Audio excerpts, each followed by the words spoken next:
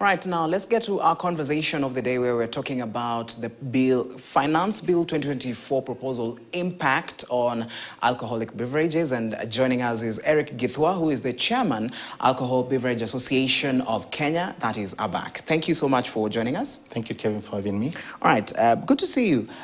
Yes, so let's start with the basics, first of all.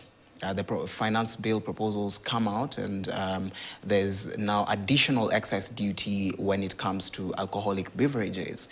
First of all, your reaction to that, and then we continue. Correct. And thank you for having me here. It's always a pleasure being in this show. Indeed, it's a sad time for especially spirit manufacturers because courtesy of the finance bill, there is a proposal to increase the spirits excise rate by 79%. So currently the spirits tax rate is usually 356 per litre, but with the 79% increase, it will go to up to 640 Kenya shillings per litre, a rate that we find that is too high. Okay. Apart from that, there's another impact which now not only affects the consumers, but the ultimate value chain and supply chain, especially when you look at it from a local manufacturing perspective. Because as it is, we usually, a lot of the spirits comes from sugarcane, then it's made to molasses. So right from the sugarcane farms in Western Kenya and some of it in Kwale County, so you get to have molasses made from that. Then the molasses now are used to make what we call extra neutral alcohol. Okay. So as it is, we usually pay excise at that point. Then you do a set-off. By the time when you're producing as a producer, you say that I paid the government in advance X, now I produce twice, so you just basically top up or do a set-off. Okay. So there is a proposal to remove that ability to set off the input tax. So what that basically means, it will be too expensive to manufacture because that tax that you've paid for extra neutral alcohol is actually going to be an expense. So you'll have been actually double charged. So you paid at that point, you pay at this point, then it doesn't make sense because most people will just offer to import. While you're importing, you actually charge at the point of finished goods. Okay. But if you're a local manufacturer, you're going to be charged twice. Okay. So we hope that is an error in the law. All right. Even as we hope that is an error, of course, let's look at, you've spoken about the excise that is charged, especially on the, on sugar, on the ingredients that make this particular alcohol. Yes. So when you look at each individual, the ethanol that goes there, and also the molasses, the way you've mentioned, these are also contributing to the higher prices that we are looking at. Correct. And in terms of the impact on a local manufacturer, what would this cost? Just to give you a rough estimate, for example, so a litre of extra neutral alcohol, if it's going by the current rate, which they propose to be charged on a per CL centiliter of 16 Kenya shillings, extra neutral alcohol, you buy it at about 96% strength. So it just means 96 times 16, that goes to about 1536 Kenya shillings. That is an extra cost because so long as you cannot do a set-off when you're producing the final product, that cost will have to be passed on to the consumer. So you are looking at 1536. You're also looking at this other point as 640 shillings, which in essence, that's a lot of money. McHugh, also, when you look at most of the spirit consumers, it's actually consumed at the value end. And if you increase prices for spirits at such an astronomical amount of money, you actually just fuel in illicit. And as it is, currently we've just done a research in 2023 in partnership with even other government agencies. We had a renowned, firm called Euromonitor, which is a global renowned firm, and we wanted to establish what is this level of illicit. As we speak, the level of illicit is 59%. So even ABAC members play in the 41% share of the pie. Our worst fear is that with this increase, Kenyans are quite price sensitive. They will go back to illicit, and illicit will thrive at the end of the day. It's very good that you've brought in the whole idea of illicit coming back, because as a country, for the past months, we've been really fighting illicit brews. We've seen dens being scrapped off and people being arrested, especially when it comes to illicit brews.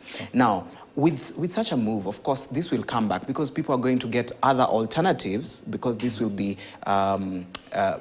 overpriced and double priced, as you've mentioned. All right, so let's look at another thing. Those who will be benefiting from this particular move, if the proposal comes to pass, or it just is passed. When you look at the people who import the alcohol beverages that we are sold to in our shops, at the end of the day, many of the people who import, from what we've seen, they're the ones who are going to benefit. Just give us, like in a month, for example, a person who imports alcohol, what is the excise they pay, and how much are they now going to pay if this is going to pass? And you're spot on.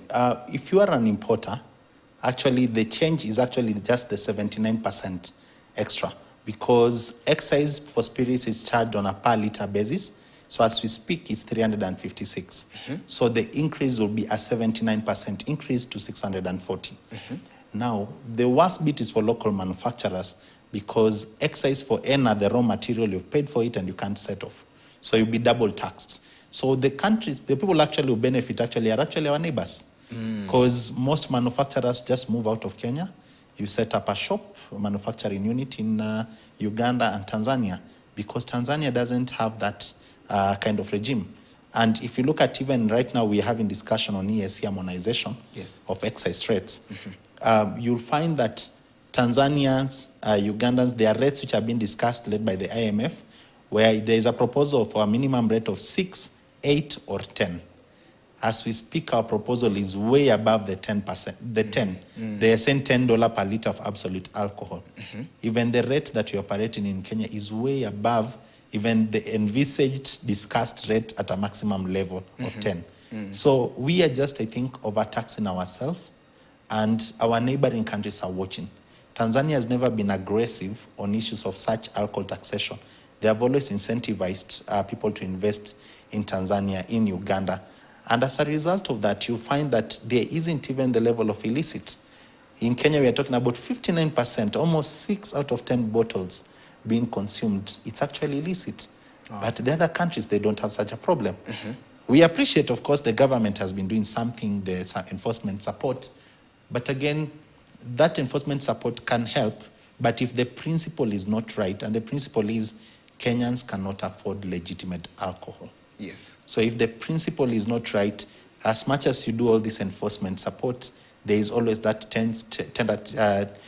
behavior change towards still going to illicit, because affordability is an issue. Okay. Yes. Even as we speak about the affordability part of it, and also Kenyans going back to illicit, at the end of the day, of course, this also brings in another aspect of counterfeit. Correct. And when you look at counterfeit, of course, we've also seen very many people arrested, especially when it comes to people who are selling alcohol that is counterfeit. So what does this do to this particular industry that really is focusing on making things right when it comes to alcoholic beverages? What happens first, from an investor point of view, there will be little, investor confidence into the industry, because you build your brand for the last 20 years, 30 years, then somebody counterfeits it, and they basically mimic your brand and try to sell it as it is.